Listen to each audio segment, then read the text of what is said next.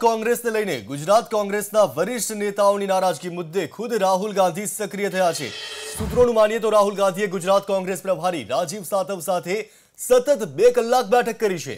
લાંબા મંથનમાં સાતવને તમામ વરિષ્ઠ નેતાઓની નારાજગી દૂર કરવા તેમજ પ્રદેશ અધ્યક્ષ ચાવડા સાથે જોડતી કડી બનવાના સૂચનો પણ કરાયા છે।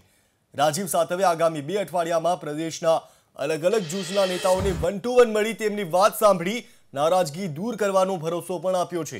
સૌથી મોટી અને મહત્વના સમાચાર એ પણ છે કે સાતવે લોકસભાની જ નહીં પરંતુ 2022ની વિધાનસભાની ચૂંટણીઓ સુધી તેમને ગુજરાત કોંગ્રેસનો પ્રભાર યથાવત રાખવાનો પ્રસ્તાવ રાહુલ ગાંધી સમક્ષ મૂક્યો છે, કેમ કે 2017 વિધાનસભા ચૂંટણી સમયે ગુજરાત કોંગ્રેસના સહપ્રભારી પણ તેઓ હતા।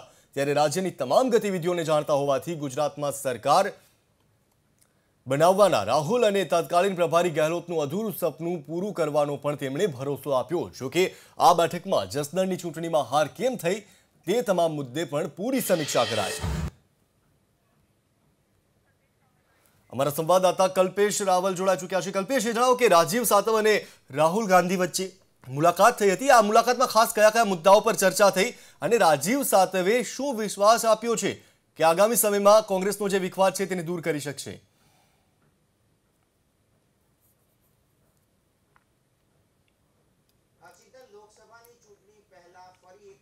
જૂથવાદે કોંગ્રેસમાં માથું ઉચક્યું છે।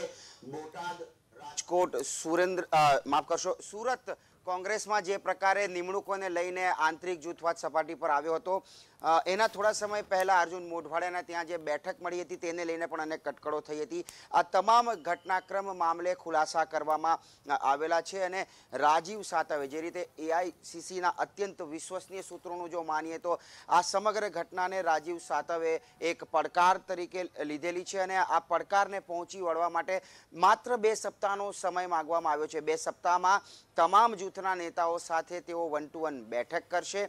આખરે કયા પ્રકારનો મતભેદ છે, મનભેદ ન રાખવા માટે પણ સ્પષ્ટ સલાહ જે છે રાહુલ ગાંધી તરફથી આપવામાં આવી હોવાની પણ માહિતી મળી છે। મહત્વની બાબત એ છે કે 2017ની વિધાનસભાની ચૂંટણી વખતે રાજીવ સાતવ સહપ્રભારી હતા, અત્યારે પ્રભારી તરીકેની જવાબદારી છે। ત્યારે આ પડકારજનક પરિસ્થિતિને પહોંચી વળવા માટે ન માત્ર લોકસભાની ચૂંટણીની બાબતમાં પરંતુ 2022માં યોજાનારી વિધાનસભાની ચૂંટણી સુધી તેમને ગુજરાતના પ્રભારી રહેવા દેવા માટેનું ઈજન અનુરોધ કરવામાં આવ્યો છે અને વિશ્વાસ આપવામાં આવ્યો છે માત્ર લોકસભાની ચૂંટણીમાં સારા પ્રદર્શન નહીં પરંતુ જે અધૂરું સપનું 2017માં કોંગ્રેસનું રહ્યું છે ગુજરાતમાં સત્તા હાંસલ કરવાનું, એ 2022માં પૂરી કરવા માટે એડી ચોટીના પ્રયાસ કરવામાં આવશે।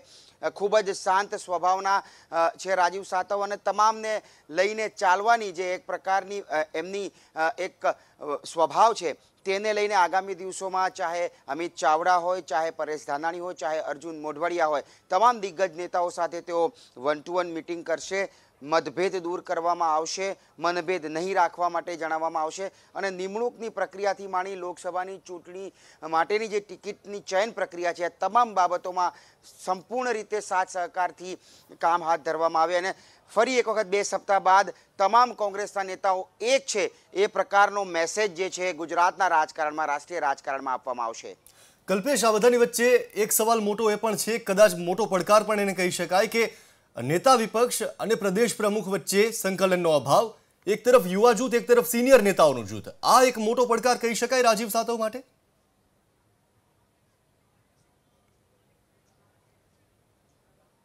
બિલકુલ, કારણ કે બંને પૈડા જે છે એક પક્ષનું પૈડું છે જ્યારે બીજી તરફ વિપક્ષ તરીકે વિધાનસભાનું જે પ્રતિનિધિત્વ કરવામાં આવી રહ્યું છે ચૂંટાયેલા ધારાસભ્યોના નેતા છે એટલે લોક પ્રતિનિધિનું એક પૈડું છે। એટલે બંને જે પૈડા છે એની વચ્ચે તાલમેલ રાખવો ખૂબ જ જરૂરી છે કારણ કે સંગઠન જે કોઈ પણ કાર્યક્રમો આવશે પ્રજા સુધી પહોંચાડવાની જવાબદારી લોક પ્રતિનિધિ તરીકે તમામ ચૂંટાયેલા ધારાસભ્યોની રહેશે અને ચૂંટાયેલા ધારાસભ્યોના નેતાની રહેશે।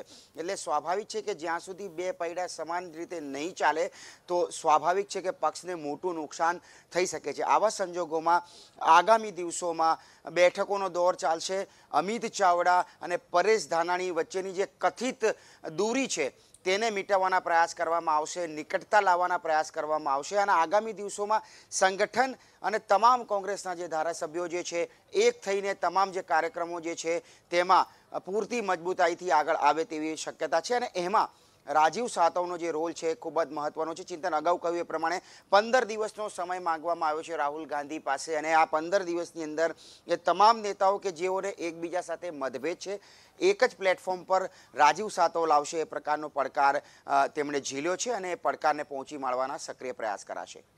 જી આભાર કલ્પેશ આપનું જાણકારી આપવા માટે. તો એક પખવાડિયાનો સમય માંગ્યો છે. 15 દિવસમાં નારાજગી, જૂથબંધી અને આંતરિક ખેંચતાણ છે તે દૂર કરી દેશે તેવો પણ વિશ્વાસ વ્યક્ત કર્યો.